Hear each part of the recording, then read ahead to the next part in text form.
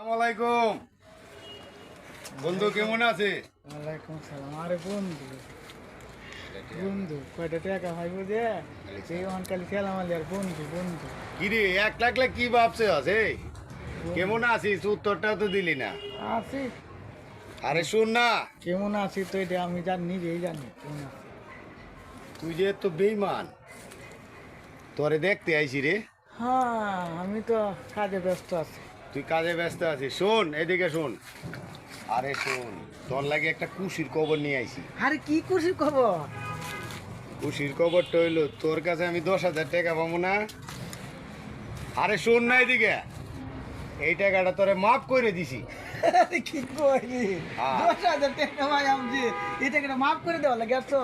আর কারণ হ্যাঁ। কি লাগে মাফ করছি জানস? জানি তুইও অনেক অভাব অনুযায়ী আসস, বউ পোলাবার নিয়া। আরে তুই তুই তুই বন্ধুত্বর মাত্রা না দিতারস, আমি তো অনুতরে ঠিকই বন্ধুত্বর মাত্রাটা দিব। তাহলে কি আর আমার 10,000 টাকা দেওয়ান লাগতো না? না, তোরে মাফ হ্যাঁ? করে দিছি। কোনো দিনে দেওয়ান লাগতো না। না। সে তো ভালো কাজ করছো বন্ধু।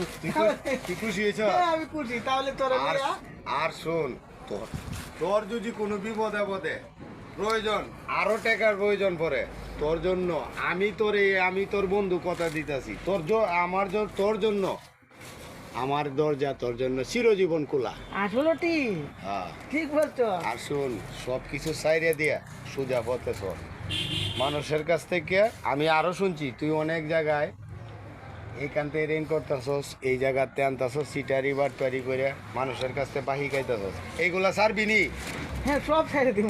তোর যা আমি তোর একটা ছোটখাটো দোকান দিতেছি, সুন্দর মতো চলবি। কথাটা মনে থাকবো। তাহলে তুই বিলে আজকে থেকে আমি সব ছেড়ে দিছি। আজকে থেকে তাহলে আমি সব ছেড়ে দিব। 10,000 টাকা তুই আমাকে মাফ করে দিতে পারো, তাহলে আমি সব ছেড়ে দিব। তুই কি মনে করছো 10,000? তাহলে তো আমার খুশি রেশি মানে নাই। তাহলে বন্ধুর লেগে দুটি চা খাবো দোকানে। হ্যাঁ আচ্ছা।